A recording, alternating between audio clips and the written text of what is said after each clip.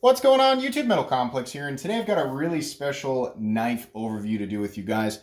This is the Arcane design Necronaut prototype. A gentleman who goes by the name of Israel reached out to me on Instagram. He's from Arcane Design, of course, and he says, "Hey, I've got this this prototype knife I've been working on. The manufacturer is Riot. Would you take a look?" And I took one look at the design on his website, which I'm going to show you guys here in a sec.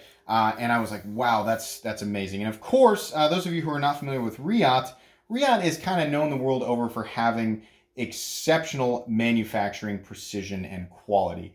If you are the type of person who combs over your new knife with a magnifying glass looking for any last little flaw to give you buyer's remorse, you will generally not find it with a Riot knife. Usually the end result is perfection. And I mean that. I've owned and handled many Riot knives. Fantastic choice. Now, along with that precision does come a high price, definitely. So, you know, this, for those of you who have been purchasing knives in, you know, the price range that this is going to end up in, and that has not been finalized, you know, then you're going to understand, you know, where that value comes from. But not everybody needs to get to that price range, you know. It's just something that I want everybody to keep in mind. So real quick, take a look at their website here. I'm going to urge you guys to go to arcanedesign.co so you can take a look at the information on the Necronaut. There's a beautiful picture of it in the satin finish. There are, of course, 3 different configurations it comes in. One of them is a tumbled titanium frame.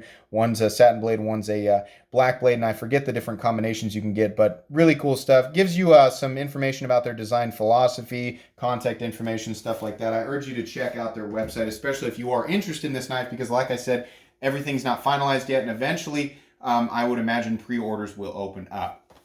I just unboxed this the other day, and the reason that I'm pushing or rushing the review, I've kind of dedicated my pockets to this guy over the last few days, is because it's going on to some other reviewers, and I would like as many people to see this as possible.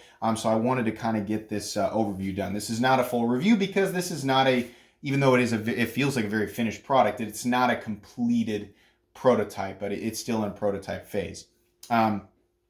Anyways, let's go ahead and get a measurement of this guy. So overall length of the Necronaut is coming in at about 8¼ inches overall. It's going to be a little big for some people, but that's a sweet spot for me. Tip to scale, we're coming in at, you could call it 3.75 in some places, but I think truthfully it's about 3.6 or 3.5 inches if you go by that point.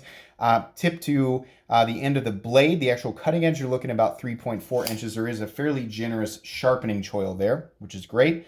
How about some size comparisons up against the Ontario Rat Model 1? Rat 1 is coming in at 8.6 inches overall, so a little smaller than the Rat 1. How about up against the Spyderco PM2? PM2 is coming in at 8.3 inches overall, a little smaller than the PM2. How about up against the Benchmade Griptilian, or in this case, the Ritter Hogue? Ritter Hogue is coming in at 8 inches, so it's a little bit bigger or longer than the Ritter Hogue. And last but not least, the Spyderco Para 3. Para 3 is coming in at 7¼ inches overall.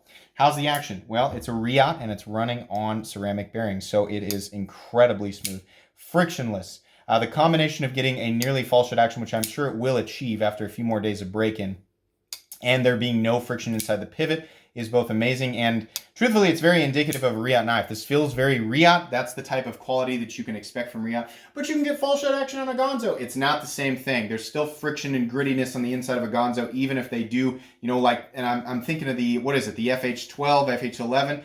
Yeah, that's impressive, but getting the tolerances to meet up so perfectly that there is no blade play, no friction, no grittiness, and everything is incredibly solid, and it breaks in to maintain that same level of quality, or it just, you know, it keeps breaking in and getting smoother without getting wiggly. Now, I don't care what you say. I've handled many Gonzos, and it's impressive, you know, knives that are, you know, much less expensive that have fall shut action, but they inevitably wiggle over time. They just do. Riots and more expensive knives tend to not do that. But, you know, whether or not you want to spend extra money for that type of quality or put that type of value in that type of quality is entirely up to you, the individual.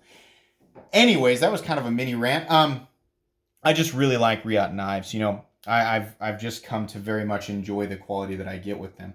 The detent on this guy is about a medium heavy detent, which means nice, you know, click back into the handle there, and plenty of ability to build up some kinetic energy when you flip it, whether you like to do a light switch or a push button. It's just fine. The action is very satisfying. Because of the weight and mass of the blade, you get that sort of satisfying recoil, right? Now, I want to weigh this, but I want to talk about, the thickness of the blade real quick. This blade is thick, and I think that's for two reasons.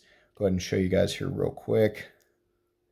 We're looking at, well, it's saying 155 thousandths there, but I know it for sure to actually be bigger than that. It's about there we go, 165. About the same as a Hinder XM18. Now, the reason is because obviously he wanted to, design this aggressive tanto and have all the angles and lines sort of meet up from front to back. Because of where the flat is and the enormous amount of room for the blade to taper off to the tip, to coordinate with this angle that he tried to create right here. The blade was thick, in my opinion, probably for two reasons. One, so that tip didn't get so incredibly needle-like that it, you risk really breaking it off under use. And two, the blade had to be, well, actually, we're talking about the scales now. The scales on the inside are not milled out, which is not something that's going to be changed. To achieve the design that he wanted to achieve, right? And to achieve the balance that he actually achieves here, which I'll go ahead and show you guys, is about right behind the pivot there. Feels really great, by the way. It feels very balanced. To achieve that, he had to strike a balance between, of course, blade and handle, which is why he decided not to mill out the scales so that, he could keep the tip probably from being too, I didn't ask him about the tip, that's why I keep saying probably, but achieve this design, keep the tip from being too delicate, and at the same time achieve balance throughout the entire knife. Let me go ahead and weigh it for you guys so you know what we're looking at here. And actually, let me do this to really drive my point home. Here's my, let me zero this out, that'll probably help. Here's my XM18, right? Same length and same thickness of blade. You can see there, right? Very similar looking mass, right? Except I've got the titanium scale off it, so it's just G10 and a thin titanium liner on the underside. 5.47 ounces, right? Still fairly heavy, right? But surely the Necronaut would be heavier considering it's full titanium and not milled. Actually, it's only 5.11 ounces. I think it's actually a little bit less than that. Let's go again. Yeah, 5.08. So what I'm saying is, well, it's still definitely going to be too heavy for a lot of people. In my opinion, the overall weight is still pretty impressive. If you're the type of person to wear athletic shorts every day or thin pant material, this obviously isn't going to be the right knife for you. But then again, a whole slew of knives wouldn't be right for you. If you're the type of person who likes the Para 3 lightweight or the Benchmade bug out in its standard FRN form, then yeah, this is going to be too heavy. But for the other very large crowd of people who enjoy carrying larger knives or, some heavier knives sometimes, this isn't going to bother you at all. In terms of carry profile, I don't think that there's really any part of this that bothers me. Here it is up against the Spyderco PM2 and Spyderco Para 3, two knives that are notorious for having very awkward carry profiles in terms of height, and nobody ever really complains about them. Let's take a look at thickness. On this side, the Necronaut appears to be thicker because of the overlays. However, on this side, there is a taper, so you can see there, it doesn't appear quite as thick. Now, I realize I have an aftermarket clip on this guy, but I want to show, in between the scales and the pocket clip, we're still actually lower there than a Para 3 with the MXG Deep Carry clip. How about up against the Ritter Hogue? You can see here, we're still looking at substantial thickness. Not substantial, but the Ritter Hogue is actually thicker overall than the Necronaut. And another common one, the Rat. Whoops, that's not doing us any good. The Rat up against the Necronaut, again, overall thickness. I don't have a problem with any of these knives in the pocket, and we're looking at very similar thickness at maximum thickness, including the pocket clip versus those knives. So even including the flipper tab on the Necronaut, it's really just sort of falling into a realm of normalcy amidst other knives that we're all used to carrying. So I don't have a problem with that. Materials, we're looking at 6AL4V titanium for the frame, 6061 T6 aluminum for the pivot collar / overlay, and M390 for the blade. So very premium materials. Let's take a look at the blade. We have a very, very aggressive tanto. This is what I mean when I talk about Riot's final, the end result of a Riot knife is just absolutely perfect. I mean, the cutting edge, no wonkiness, no areas where it's taller or shorter. It's just perfect all the way through. Same way with the other side. It's perfectly symmetrical. People who really look into the fine details of their knives when they get them are going to be happy with a Riot knife and definitely happy with this. A tanto is not going to be the best blade for every situation, but there is no best blade for every situation. So some people are going to want blades that are ground thinner. Some people are going to want blades that are ground thicker. Some people are going to want a drop point or a clip point. Some people are going to want a tanto. So for people who don't like tantos, this may not be for you. For people who do like tantos, I think you're going to really like this. The benefit of a tanto, of course, you have sort of a scraper tip, main cutting edge, and then as Nick Shabazz always points out, you can kind of use this angle to just push into a package. I kind of like that idea. Tantos are known for being really good at puncture tasks, right? And still going to be, in this knife's case, still going to be plenty sharp to do your standard EDC tasks. No, you're not going to be able to skin a grape. Not all of us need to skin grapes every single day. But anyways, really, really cool blade shape. This sort of has the black, this sort of dark tumbling DLC on it. It looks really nice. Like I said, there is a satin blade option if you're not into the black DLC. And there's also a tumbled titanium finish available for the frame. Everything is nicely rounded off, and what I mean is like these edges up here, there's no sharp edges. The only sharp edge is, of course, the cutting edge. There is some jimping back here that is aggressive enough to catch your finger, but not so much that it's uncomfortable. I really like that. Flipper tab is also very comfortable. Easy to flip. The jimping's not super aggressive. It's easier to do the light switch. The landing zone back here is nice and smooth, so it doesn't have the same issue as the hinderer. And the flipper tab also does not cause a problem when you're locked in right here because the corners come all the way up here and your fingers are way, down deep, really only interacting with these areas here, which aren't sharp at all, actually. So as far as the logo goes on the blade, he has the Arcane design logo right there, and then it says M390 on the other side. On the final version, it won't say M390 right there. It'll be on the flipper tab, as he tells me. I don't know if they're going to keep that there or not, but I do know that on the inside of the backspacer, they're going to put Arcane design. So that's cool. I wouldn't mind it the way that it is, but that's cool that he's thinking about, the end user and what we do and don't like. Really, really nice. The blade is just awesome. In my opinion, that's what makes this knife. The rest of the knife is beautiful and it coordinates really, really well, but the centerpiece of the knife is definitely the blade. Moving down to the scales. Oh yeah, there is an enormous amount of shouldering, right? There's a nice large stop pin, lots of shouldering, which creates longevity in the lock bar because there's more surface contact back here in combination with that and the lock bar. Moving down to the scales, we have nicely chamfered all the way around. It's nice and smooth around these parts. It looks like it would be angular and sort of aggressive and not comfortable, but it's really nice. Truthfully, the only sharp parts are back here. And I'm going to tell you guys, there's 2 spots on this that need to be knocked down, and I've already talked with Israel about this, and he said, yep, I'm aware of it. We're going to take care of that. So apparently in the final product, these 2 areas are going to be knocked down. And that first area is actually right here on the inside of the lock bar. It's just a little sharp. And over time, engaging and disengaging, it's just kind of like, it just gets it sort of, creates some soreness in the thumb. But he apparently is going to be knocking that down. And then back here, I think the most problematic area is back here. And that's because when I go to push this knife into my pocket, I sort of use my palm to push that in. And those 2 points back here really dig into my palm. So I think what he said is he's aware of that and he's going to knock that down. And so no issues there. Let's go ahead and check the hardware size.